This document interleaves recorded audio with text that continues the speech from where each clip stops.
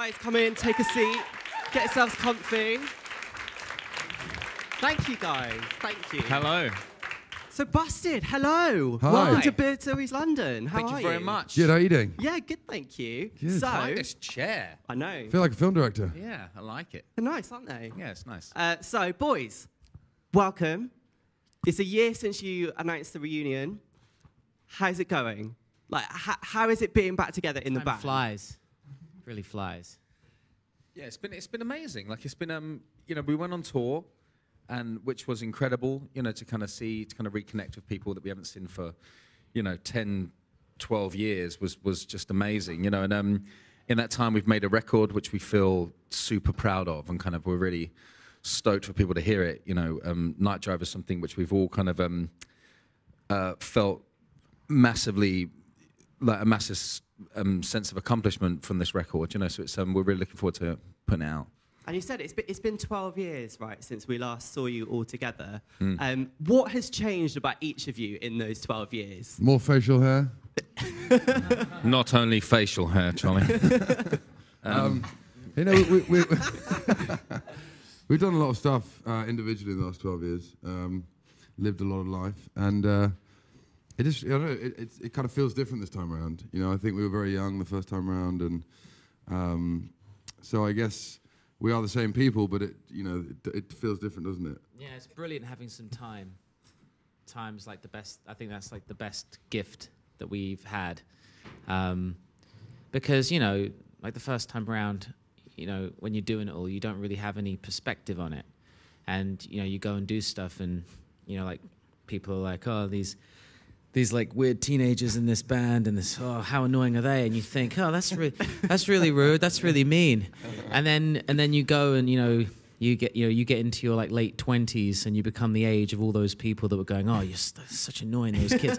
And then you know this other band come along, these young 19-year-old kids in a band, and you watch the TV, and you're in your apartment thinking, it's so annoying, you know, and then all of a sudden you think, oh, I get it now.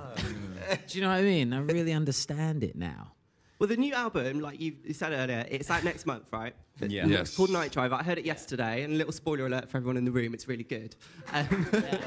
Yeah. Did you hear it? Yeah, you heard it. Oh. Wow, I want to know how they heard it. No, I don't know. Yeah, I don't know. It's like, not to spoil it for anyone, but it's a bit of a change. Like, it's not necessarily what an old Busted fan would expect. So was that sort of a conscious decision that you wanted to come back with a completely different sound, or was it just kind of something that happened quite naturally when you got back in the studio? We knew it was going to be new. Yeah, we went out to LA to record it, and we didn't take any demos with us. We just set up in the studio, and the sound just kind of gravitated to what it was. We didn't have any preconceptions of what we wanted it to be. We knew that we wanted it to be different, but we just didn't really know how that was going to evolve. And it was just a very natural process, you know. We set up in the studio and just went in every day and started messing around on old 80s synthesizers and drum machines, and it was just a really fun process. And like, there's one track on there that's really disco, like it's sort of a disco track. Bringing the Bee Gees.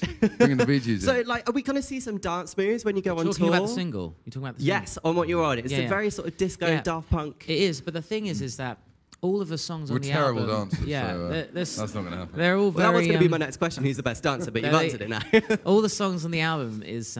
they all have their own space, and there isn't really another song on the album like On What You're On. Do you know what I mean? Yeah.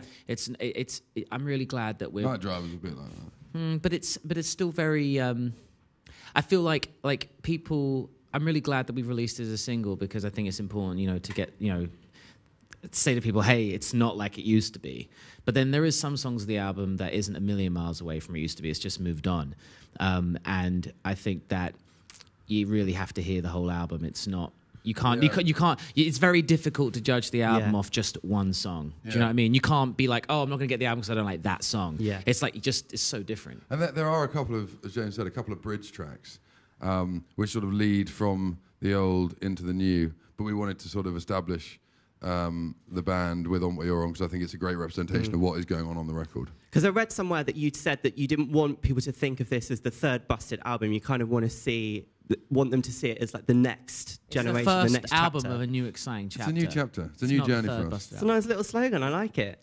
I think also bands evolve naturally just being in a band, you know, like, but we kind of evolved separately, you know, like we've changed as musicians and changed as people, you know, in the time that we were apart. So I think if we had been a band all this time, we would have naturally progressed into our sound anyway. So it's just the fact that it would have been ridiculous for us to come back sounding like what we sounded like 15 years ago, you know, like that would have been more strange for me than what we're making right now. What we're making right now makes perfect sense to me. Yeah, I guess.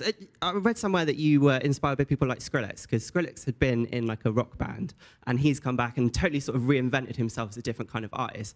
Were there any other people that you sort of were inspired by when you were sort of going back into the studio together? We listen to a lot of we all listen to a lot of current music, but I think we were kind of we were all listening to a lot of old kind of classic 80s stuff, you know, like Phil Collins was played a lot in the studio. Foreigner, nice. And you know, Hall & Oates. I love Hall & Oates. You know, so it was kind of, and the Bee Gees got played a few times. You know, like I love the Bee Gees so much. Amazing. So you know, it was kind of a real kind of mix. You know, we were referencing songs that are in the charts now and songs that are in the charts in 1980. You know, so it was a real kind of it's a real golden era of pop in the 80s, and I think we sort of delved into that. And there's just so much rich sonics going on in that time. That you don't hear so much anymore. So I think that was an exciting thing to sort of get on these old instruments.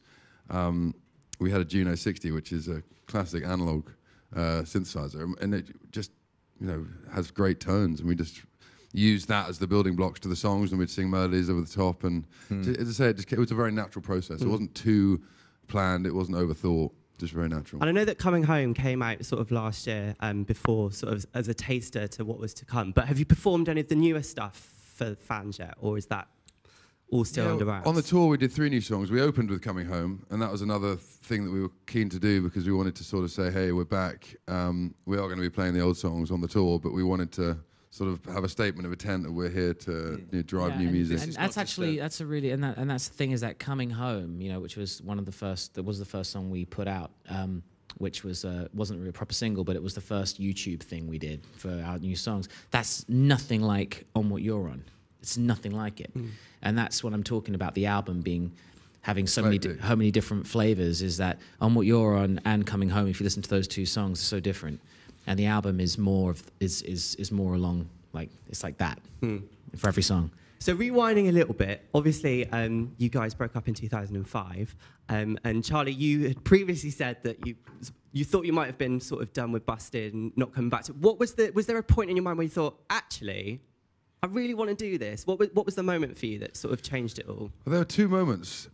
One was when Matt and James came around to my house about 3 years ago, and we hadn't spoken in a long time, and they expressed interest about wanting to do Busted again, and I said that, you know, it was the wrong time for me, and I was just about to release a solo album, and I, at that point it wasn't really even on my radar. But just us meeting and hanging out that day, it did feel different between us, and it felt like we were chatting about music and what we were into at the time, and creatively it did feel like there was a middle ground that I didn't think was there, and certainly wasn't there in 2005 when I left the band.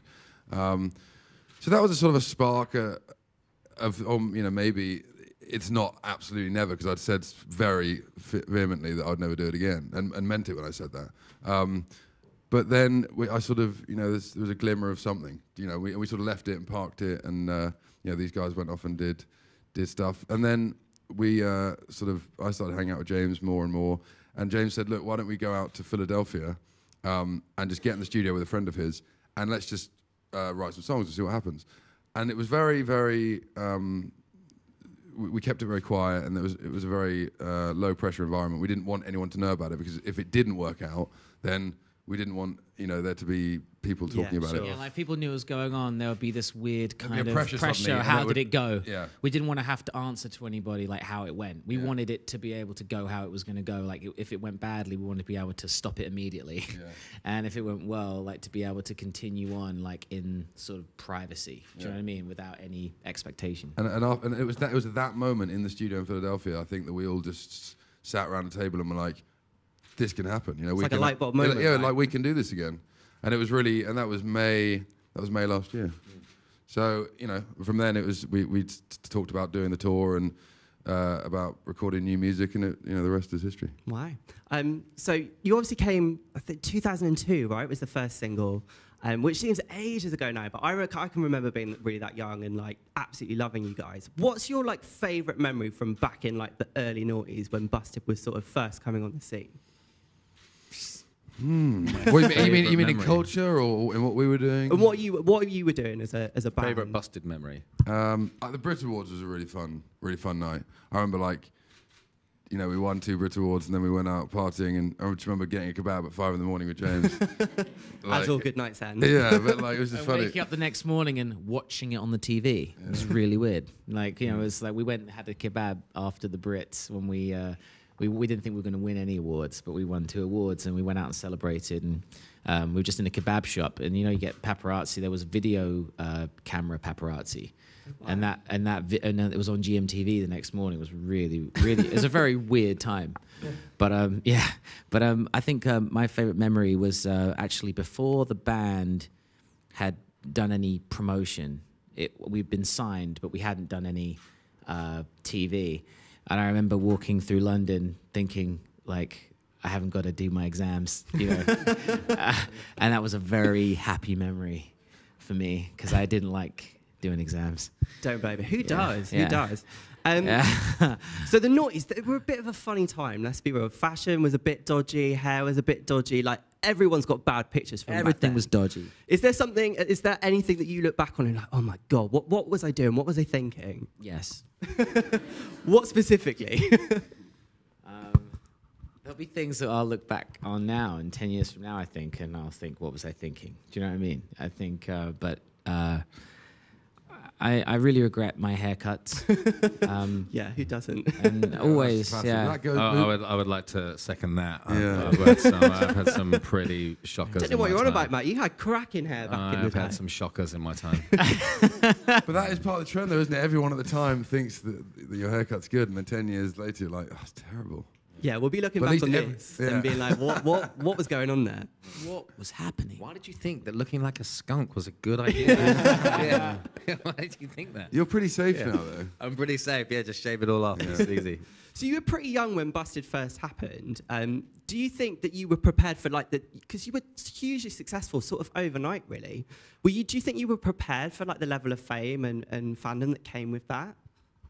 I think it was all kind of a whirlwind. And you know, we were young. I was 16 when I joined the band, and it was, as James said earlier, it's not so much that it's hard to deal with. It's just you don't have any perspective on it, and you sort of go along with stuff, and you're in the center of a whirlwind, and then it's almost when it ends, you look back and you think, oh, that was really crazy. And this time around, it's really interesting because you have much better perspective on everything that you do. So it feels good to be able to come and do it again, you know, be older and wiser, because I think, you know, it's a lot to take on at that young age. You know? Yeah, I think like one of the things I'm really glad. I mean, I actually I went and lived abroad for a long time in different parts of America, and I went there, and no one knew Busted there. No, and it was quite soon after all of my stuff with my different with Busted and with my band after Busted. Had stopped, and I went out there, and that was like amazing to kind of just forget about it actually, and not sort of, because it was in the time after the band for a few years actually, I found it very difficult to not be surrounded by people that wanted to talk about it. Do you know what I mean? There was like a series of questions. One of them was, hey, so when's Charlie coming back? And number 2 is, so, you know, there's all these, like, it was like the same question, and it was like every day. from everybody. And people that you didn't even know as well, which so to get out of it and just to kind of start living a life without any of that was one of the best things, actually. So pop bands, you must have had some pretty mad fans back in the day. What was the weirdest thing you were like ever sent? I got sent pubic hair taped to a card. Wow. Which is just bizarre. I remember With the words "just to be close to you" or something in it. Yeah. I mean, as if I was going to open it and be like, "You found your way to my heart with your pubic hair." Yeah. I want to meet this girl. That's what every guy wants, right? Girl. So I read the other day there were some pretty impressive stats from sort of when Busted were first around. I've got them here. It's 4 number ones, 2 triple platinum selling albums, and over 5 million record sales. That's a pretty big achievement. So I have to ask, what is your favourite Busted old school classic?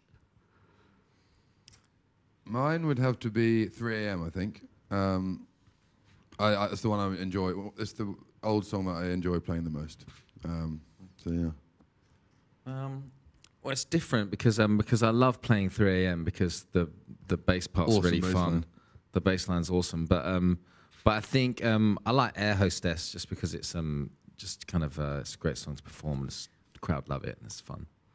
And James? Yeah, I mean, I like most of them, but I think what was really cool is I like Year 3000 because when I lived in America, I got to see how that song connected in America, and I saw it in a different light, you know, and I got to see it.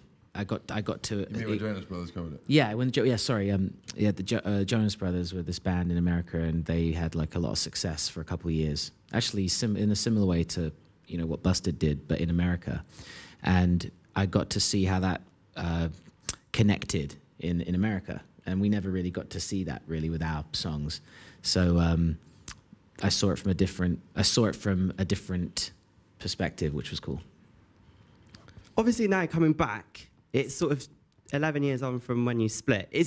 Are you finding it's a very sort of different musical landscape out there? You're living in the age of social media as well, which I guess you didn't have like the first time around. So is it weird coming like back into that sort of like world? Yeah, it is weird because none of that was around when we first started out. YouTube, Facebook. It's a completely different environment to be a musician in, and there's so many great elements to it. You get to be much closer to your fans. There's no sort of barrier between you and the fans, so it's easy to get stuff out to them and to interact with them. But I think there's more pressure in that way as well.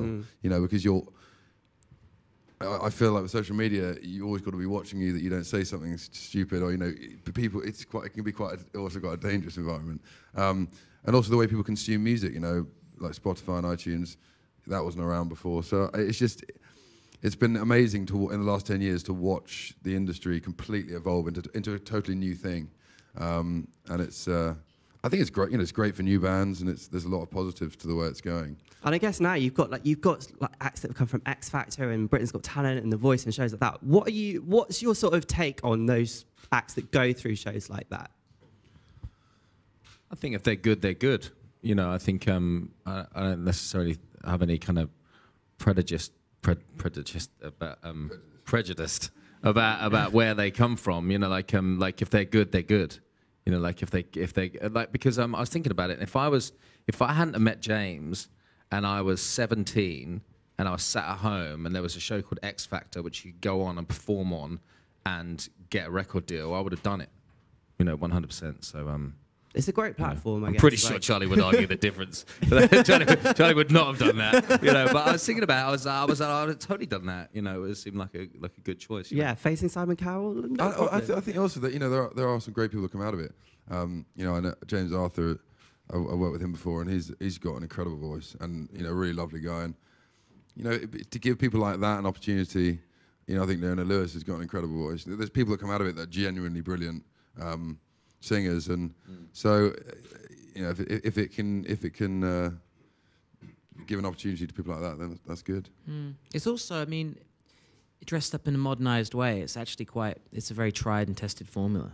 that went back to like Motown times. They had talent shows. Yeah, but it just wasn't in the public. Yeah, but it was but it was just like downtown. Do you know what I mean? It wasn't like to broadcast on a national scale. But also I think like before I mean they had that Pop Idol show before X Factor, didn't they? Yeah. That which was sort of the beginning of the whole craziness. And I think before then there were more outlets for people.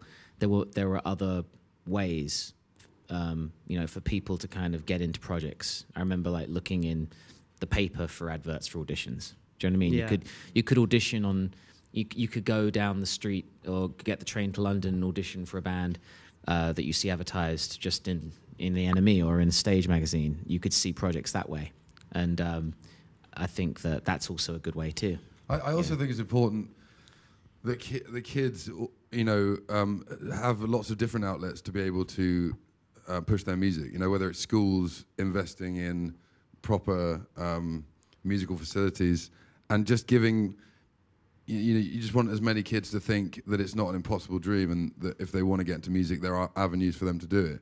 So I think that's an important thing as well. It doesn't have to just be X That's Factor. really important. Young kids should be thinking the only way I'm going to get into the music industry is by going on a TV show. They should be pushed and given opportunities in all areas of life to be able to do that. I mean, I think the only way that I could have ever done anything in the music business was like this, really. I think if I auditioned X Factor, I don't think I would get through the first round. Honestly, I feel like I would go and stand on the X thing, and I think they would send me out. I think they would laugh. They would laugh in my face, and they would send me out the room. And and like I think there is a whole ton of kids in this country like that wouldn't get past the first round. That would have a huge career in the music business if they went a different road. I think there's legendary artists that wouldn't get past the first round of X Factor. So. Yeah, true. Well, I think we've got time for some fan questions. These guys have been getting their questions in. So, who is up first? Yeah, do you want to ask? Have you got a microphone? Hi, I'm Hello. Mia. Hello. What's the first concert you've ever been to? My first concert was a band called Silverchair at the Forum in 1998. Wow. I went to see Status Quo with my aunt and uncle at Wembley. Rock on. And No Doubt supported. They were the first Wow. live band I saw in a venue. Yeah. That's a pretty good first gig. I know. Status Quo, but also awesome. At the time, I was. Michael Jackson, Dangerous Tour, Wow. Wembley Stadium, but the old Wembley Stadium before the new one, with the thing, the one with the flags, the Wembley Stadium with the flags. Yeah. Have we got any more questions? Hi, we've got a couple of questions from Twitter. Emma Busted Lewis has asked if you could pick anyone to collaborate with, dead or alive, who would it be? I've heard that Phil Collins is going is playing the Royal Albert Hall soon. playing the Royal Albert Hall soon. I'd love to get that going on. That would be amazing. Phil Collins collab. That would be so good. That would Like be we would awesome. love that. We're reaching out right now. Reaching out. Come on, reaching Phil. out for Come on, Phil. Phil. We want you. We want you. Yeah. Just come and play drums. Anything. Yeah. Okay, cool. And we've got another one, which is, what was the first album you ever bought, and do you ever still listen to it? I think I bought like a Now That's What I Call Music or something. I think. I Which can't number remember. was it? I can't remember which number it was, but I think that was the first album. I bought. Oh no! Vanilla Ice was my first album. Yeah, because I bought the single. I bought Ice Ice Baby, and I learnt every word. And then I bought the album. And I'm guessing you still listen to that, right? I still know every word. Yeah, yeah, and the first album I bought was Dangerous, but the album that led me to buying that was Bad. That was the first album I ever got into, and then Dangerous came out afterwards, and I bought that one. But Bad belonged to my mum, so and I still listen to Dangerous. It's one of the most listened albums that I have still. Yeah. Charlie, what about you? I bought Metallica Load it's like I bought it on CD, And yeah, I still listen to that. That's a very eclectic mix there. So no taste the same. We've got some more questions. Yes, hello. This is a bit of a silly question. If you guys were drag queens, what would your drag names be? Ooh. There's nice no way question. that you can figure that out. There's a formula, isn't there? Or is that the porn star That's name? the porn star name. That's your pet and your pet and your street you live on. I don't know. I'd probably be called Matilda. I don't know. That's a really weird question. What about you, James? I'm gonna have a think about it, and I'll get back to you at the end. Yeah. Yeah, I'll mull it over. Yeah. Yeah, get it on Snapchat, get it on Twitter or Yeah, something. Yeah. I feel like I need some help from. I'll tweet from it people. later when I've had some good thought. Yeah. People tweet me and I'll pick one. Well, sadly, lads, that's all we've got time for. But it's been so lovely having you here in the studio. Thank you What a for having pleasure. us. Quick reminder, On What You're On is out now, which is the single, and the Night Driver, the album, is out on the 11th of November. So for now, please get out for Busted. It's Matt, Charlie, and James. Thank you.